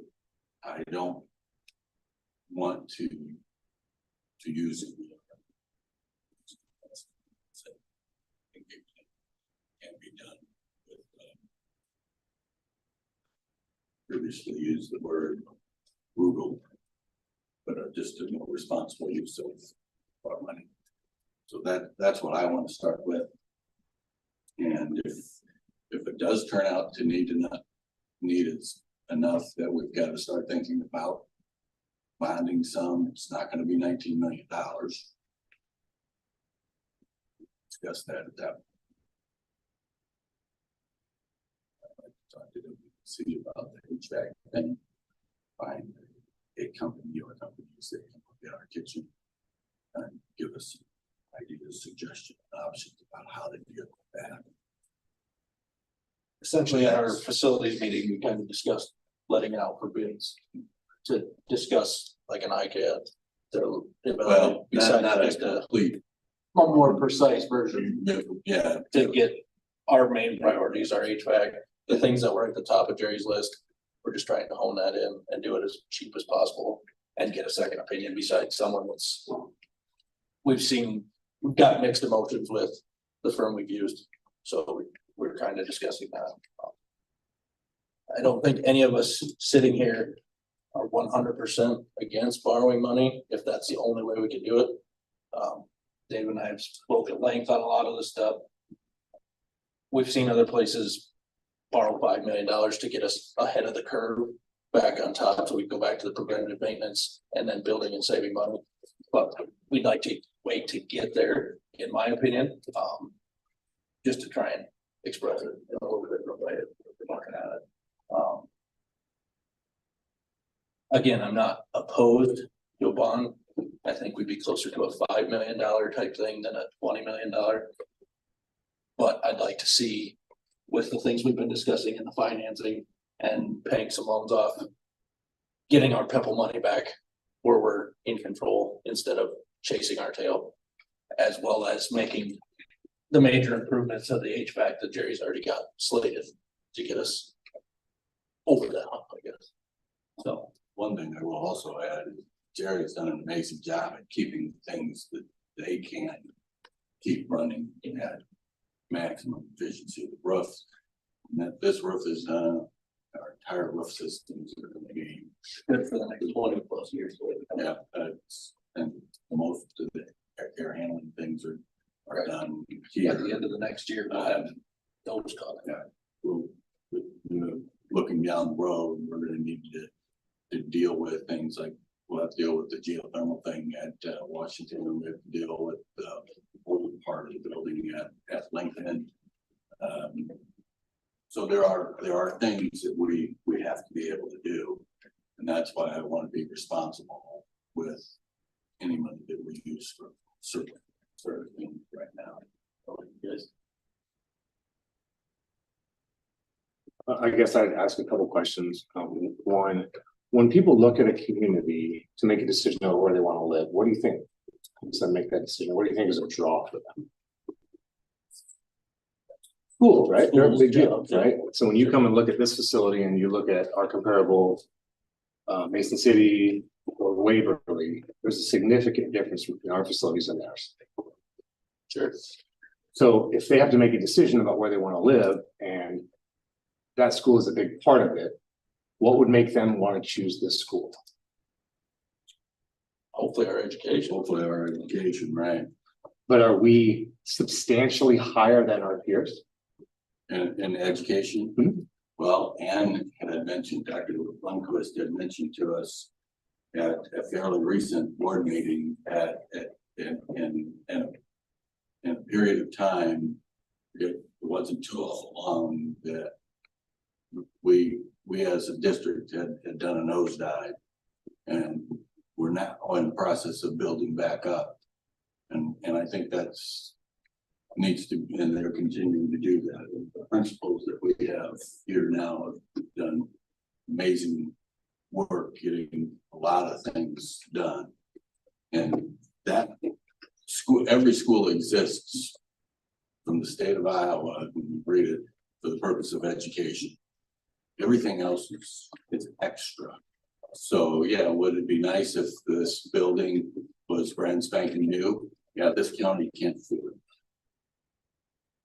I don't think anybody said brand spanking. I said that was a renovation, I mean, it was a renovation Well, discussion. it's $28 million is a lot of money. 28 million and 19 million.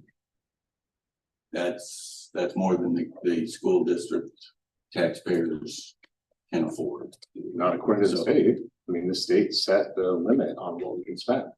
Well, if you talk to people that would be the ones that the state doesn't go around and ask the widows that are living on a fixed income that are in their last 5 to 10 years of life, maybe they're 90 years old or something, and they don't have anything left to spend on property tax. And so this, just because the state says that you can levy something doesn't mean you should. It means, I think it means you need to be responsible. So the last time this building was really had significant renovations was the 1960s. We had our shot. Boilers were I put in understand that. 1997. So that's 27 years this year. So, I mean, I had new air conditioners and heaters put in, they were 20 years old. How long does a commercial one last? Gary's telling us a minimum 5 more years. If maintained properly, it could be longer. So we're kicking the can down 5 more years. And not And we kicking also the got- can, we're repairing it. That's why we're putting new air handling units to eventually get away from the problems we're having with the boiler.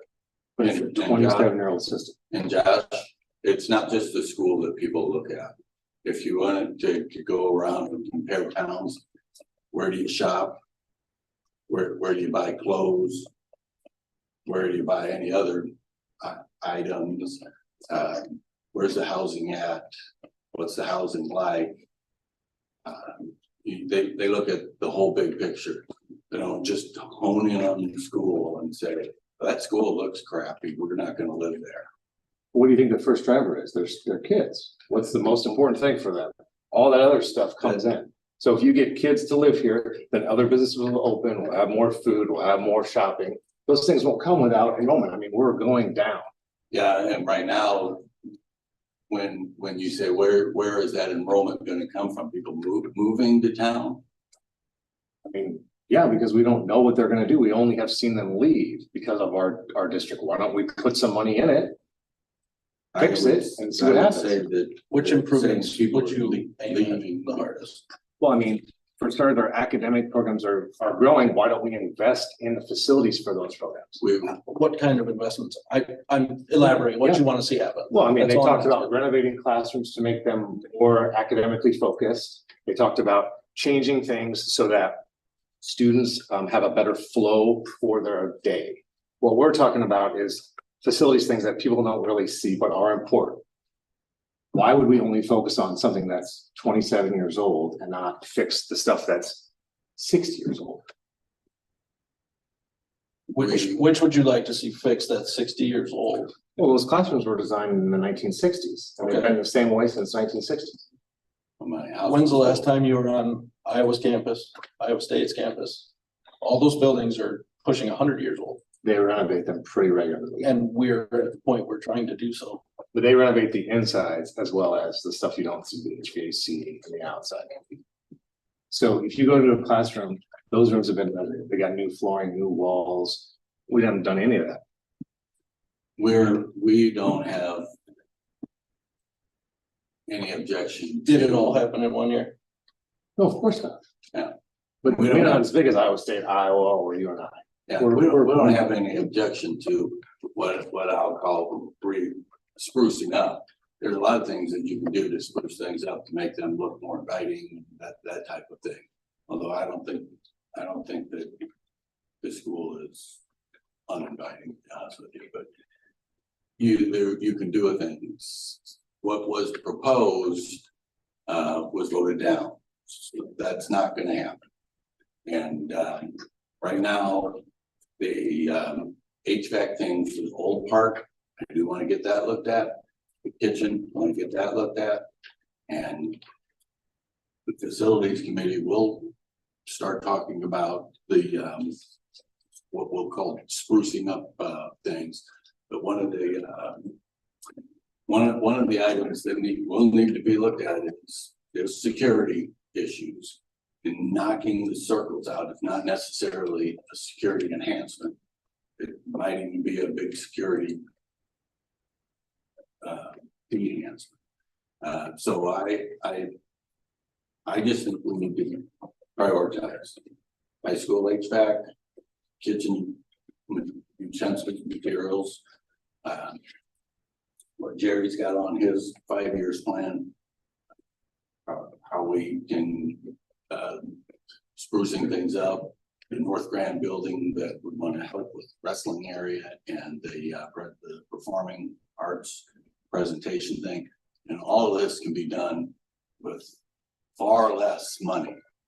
And I think that's responsible to the people that want us to be responsible with their money. So if there's a benefit, besides, so like the word cheap was used, to do things cheaply, Did I use that word?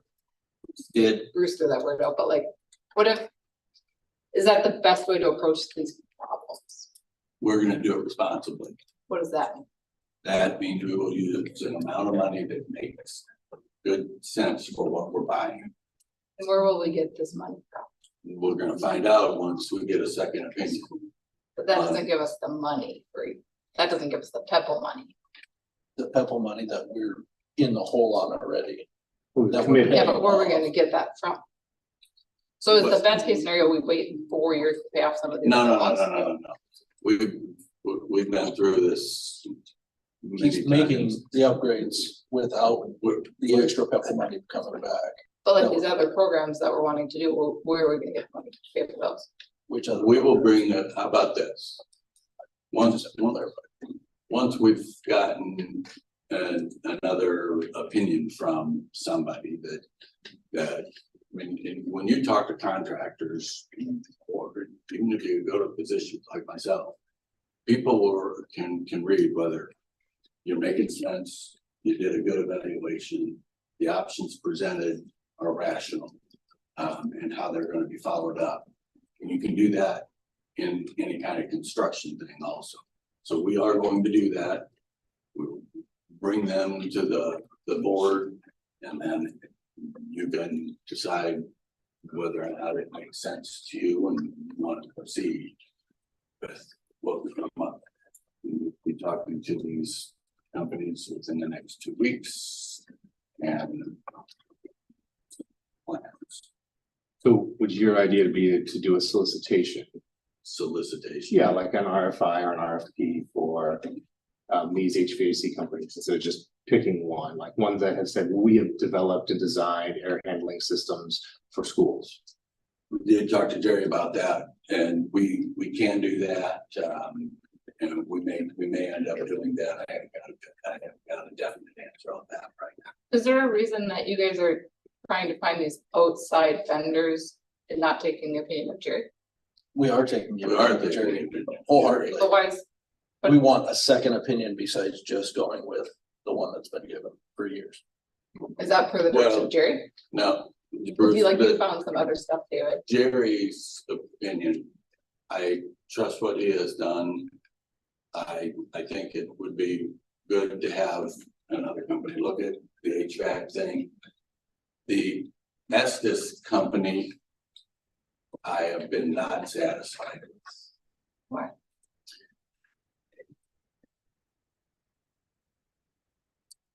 Essentially, my second opinion on Estes. Yes, measure your words, because Hmm, you have, in your opinion, In my you have opinion, a perspective. Estes is as a construction company, they do good construction. They do a lot of school work. It's not all they do, but they do a lot of that. You can look at their website. And I have looked at it pretty darn thoroughly. I've looked at those ICAD reports that we get pretty darn thoroughly.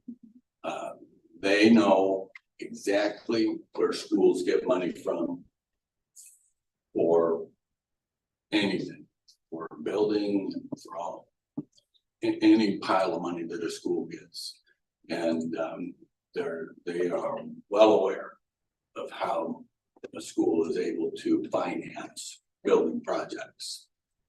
the, this school, we built a building for middle school. And we used, believe it was $15 million against the Apple thing, and there was four-ish million. There was reserve money that cash had been saved that was to be used for maintenance, things like HVAC, kitchen redo, that type of thing. And they apparently, you know, the school board at the time and the architect at the time hammered out whatever it is they wanted to build. Estes apparently bid on the project. I don't know who else bid on the project, if any. It is my opinion that as a professional construction company that gave us ICAT reports over a period of a decade, going back to 2012, that said that there were substantial things that needed to be done in our school district. The two that I concentrate on are the HVAC thing at the high school and the kitchen, although others, that they bid on that project. And they knew how to get the money that it was going to cost to do that. Believe that may have been even had helped in that.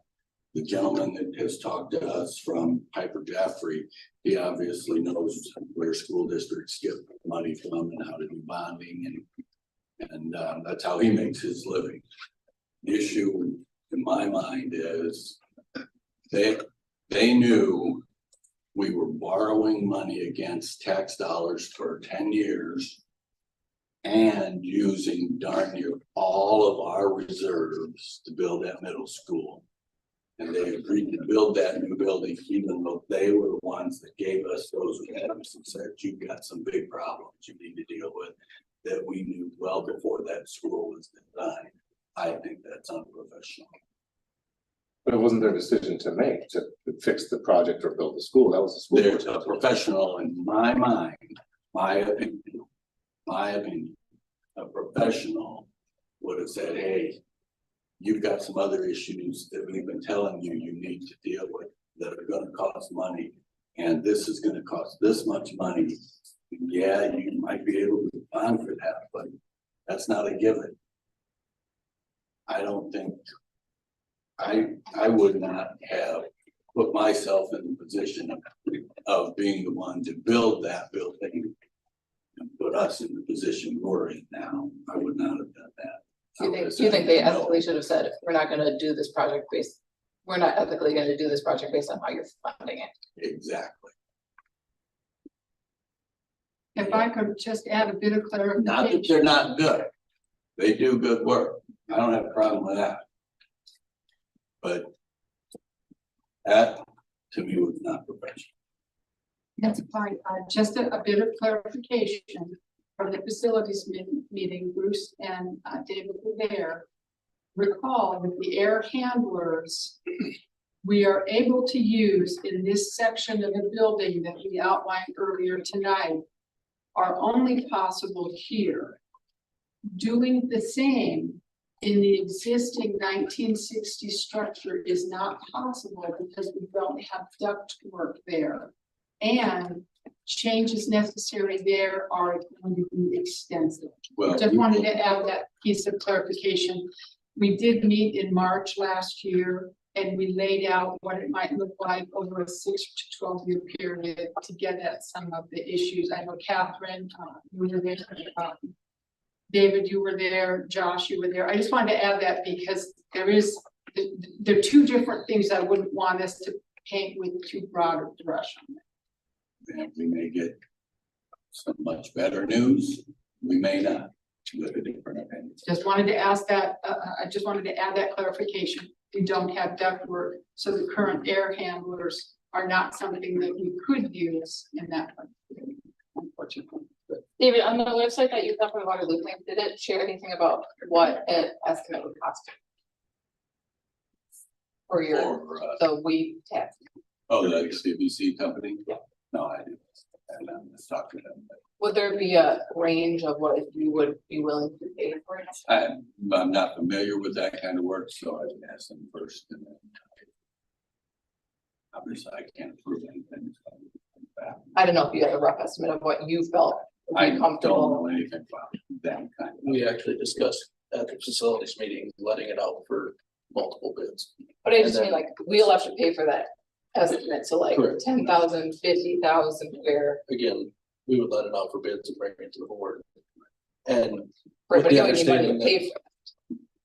That would be the issue, Right, that we're limited, because we're currently limited on the funding, on the money that we have available for the projects. it is, That's the again, reality. it's just my opinion that.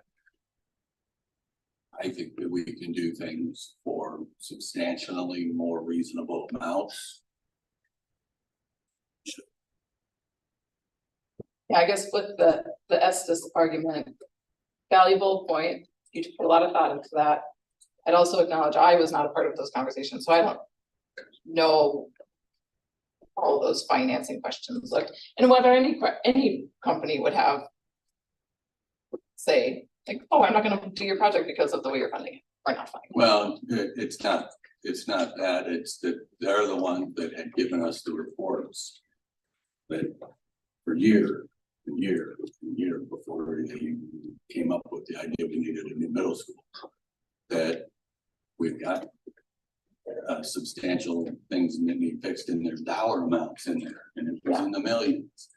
And to use that much money and essentially all our rebel money. Right, That we had saved. So that we didn't have, we're actually doing pretty good, because Jerry's able to put new air conditioners in. Yeah. Jerry's. So can I, David, this is gonna be a stretch, can I go out on a limb and say there might be some conspiracy with this funding in these companies who are trying to use company. You know, I don't know, what I do know is that when you look at their reports and you can look online, Mhm. they know exactly where schools get their money. Right, And so you're thinking like maybe, like, we can't say this, but like, we're gonna put this plan together, so then these schools have to come to us with. well, I think that's our job. Our job is to hold somebody responsible, not just give them carte blanche to do whatever. Sure.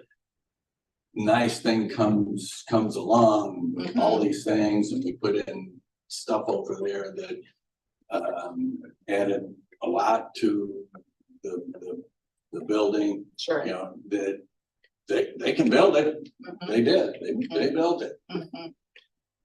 but they did that. And I don't know, I guess if it was me, I would have sat in front of the board, I would have said, I as a company gave you reports about things that needed to be taken care of, they still need to be taken care of. I'm not even gonna bid on this project because you're ignoring what I previously told you, no, I won't deal with it. Do we know that those conversations happened or didn't happen? I mean. did the Well, board they member- must not have, because they built the building. Maybe the board member said to them, hey, we want you to bid on this because we know we can get a bond in 6 years if we want to do the high school. I don't think they're that stupid, Who? the people that are running the construction company. This is Floyd County. he's not everybody- saying it's a construction company. I'm He's saying the school we're board making said to them approval at the time. against the judgment of Estes, correct? Yeah, like they had a meeting and Estes said, hey, we really recommend this, and the school board said, hey, we appreciate your recommendation, this is what we want you to do. We'll deal with that at a later time because this is our most important priority. I get what you're saying. Yeah, I hear what you're saying, but I don't think that I can. I even run into things like that where we have to prioritize things and there's no, we have to prioritize things. Or we'll have to find a different doctor. So, yeah. It's- Well, I mean, at that time, the school board had a big change, right? There was a group that wanted to do it, and then the group that didn't want it to happen. That group that didn't want it to happen got elected to stop it, and then they changed their mind. Mhm. So it sounds like, you know, there's a lot of conversations I wasn't part of, nobody here was, but it sounds like maybe that conversation happened. And they made the conscious decision to do what they did in the direction that they did. Again, I wasn't them, I wasn't part of it. Yeah, But I they don't know made a who changed the board's mind. I don't really care. But as a company, as a professional company, that's not who I would choose to use again. I mean, part of it is if we bid something and they're a little bid, we have to take them. We don't have to. Well, for us to not take a bid in the state of Iowa, if it's not for engineering services, we're required to exclude them for a reason. Correct. So we'd have to Well- have a reason in writing why we would want to exclude them. Correct. So But right now, we're gonna start with looking at what we can better afford to deal with.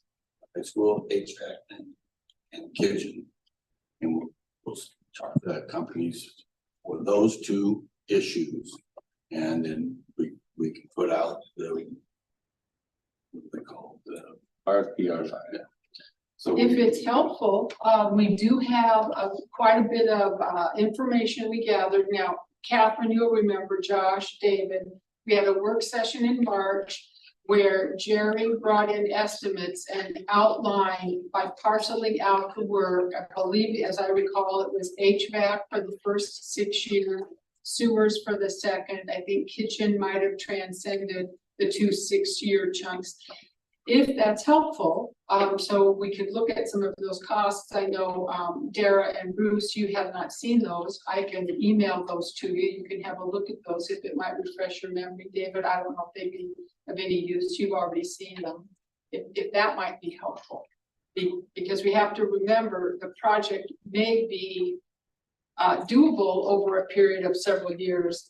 But whether or not we have the money in the PEPAL in the next 6 years to be able to do it, whether that, the feasibility of doing that, I think may come out in some of those. Does that ring a bell, Catherine or Josh? Yeah, because I know that was a question that David had presented and wanted some further explanation from Jerry on, is like, what would this look like if we drew it out over a longer period? And maybe we're able to do it piece by piece, I think. Would that be an option in lieu of a referendum? Yeah, I don't, I don't know that that's really where we're going, yeah. I think I've made myself pretty clear. I think that the HVAC thing needs looked at. I think that the kitchen needs looked at.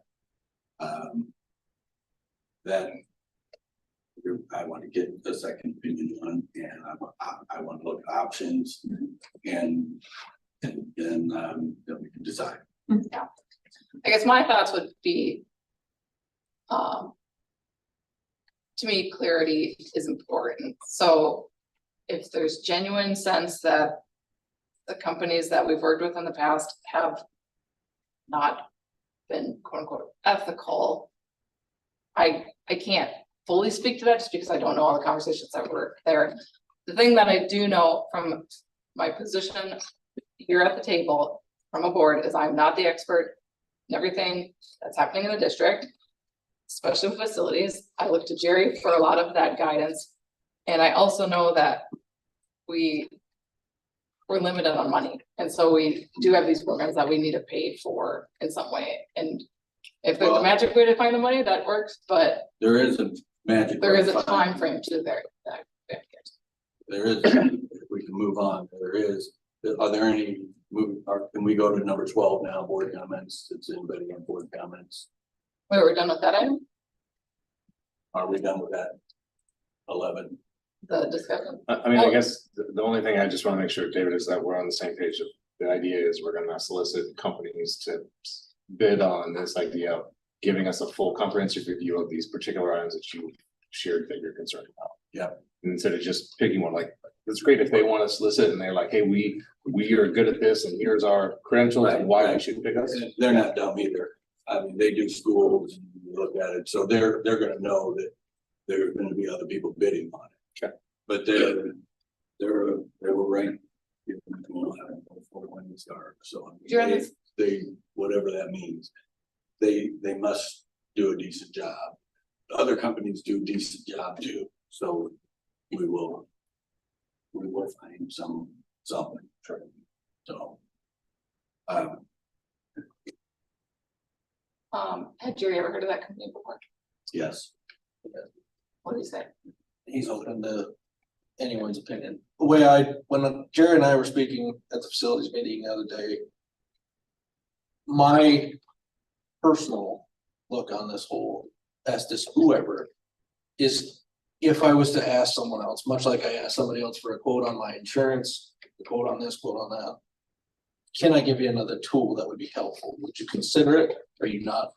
He voiced his personal opinion. He does like working with Estes, but he also said, I've heard other things. I'm open to other alternatives. I have spoke with multiple board members from other school districts, Waterloo, and some of those areas that have also expressed to me some concerns.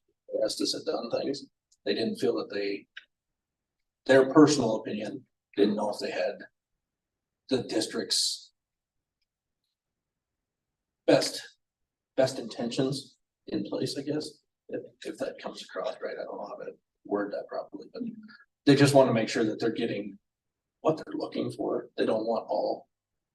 And Dr. Lundquist has also expressed, she works really well with Estes, and they were right there in the room with the architects and everything, hashing out multiple arguments.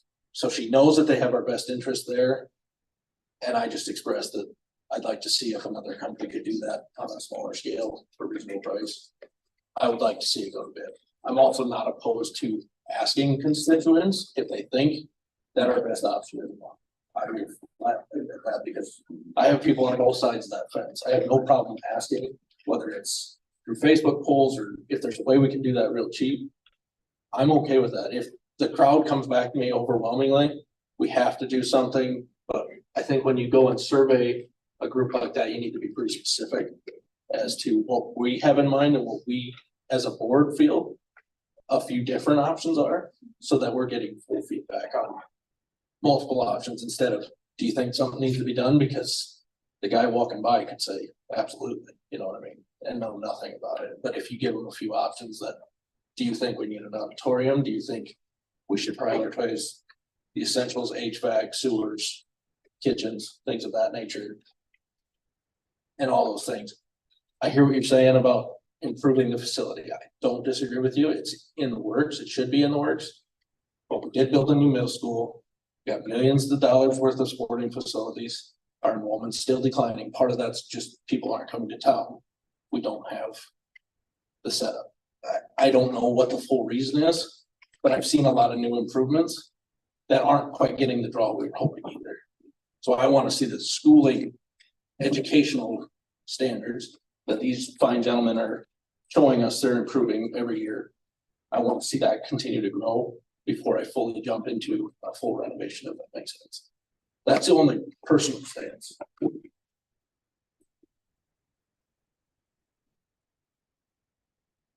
One, and anybody else?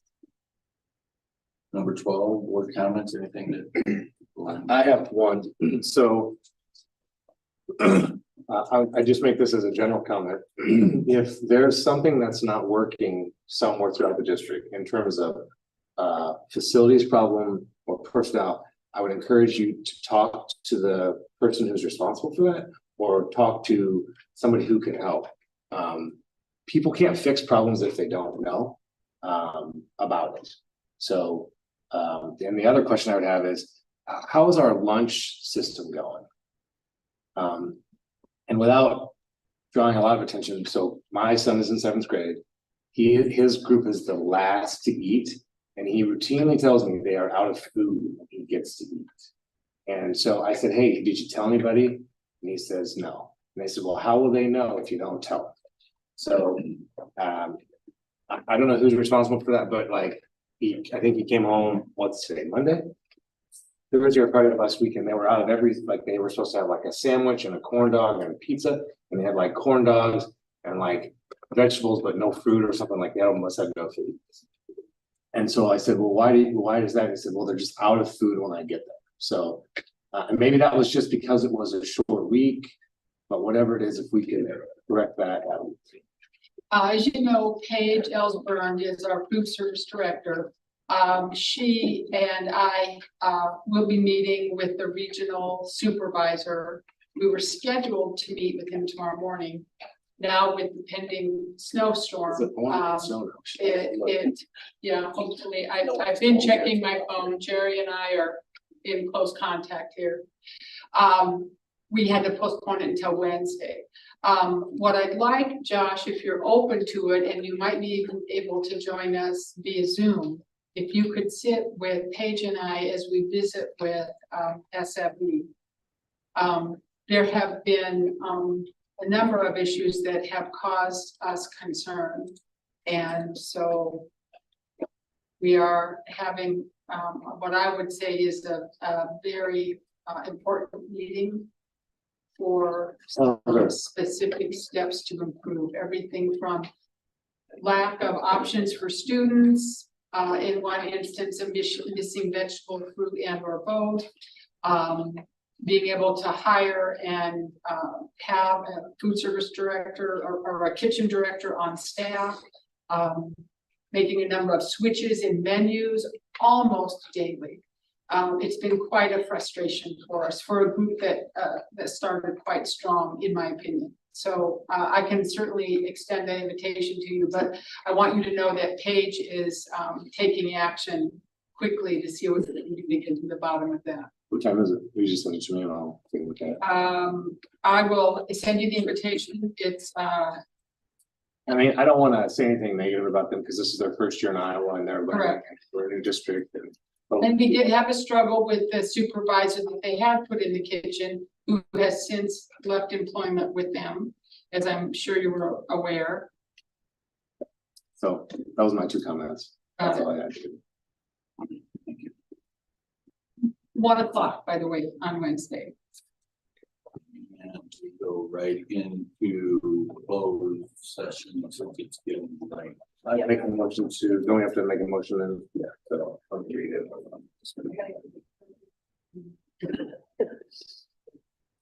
I'd make a motion to go into closed session pursuant to Iowa Code 21.51. That J, I assume, to Yes, discuss the J. purchase or sale of a real estate where premature disclosure could be reasonably touched to reduce the price of the district receipt for that property. Second, Second. all in favor, aye? Wait, I Fifty need to roll get call. this one. Fifty I have to roll do call. this yet. Oh. You go ahead and plug in, and all we're doing is going into closed session. So if you want to go ahead and I'll go ahead and do the roll call Can Uh, you come closer? while she's plugging in.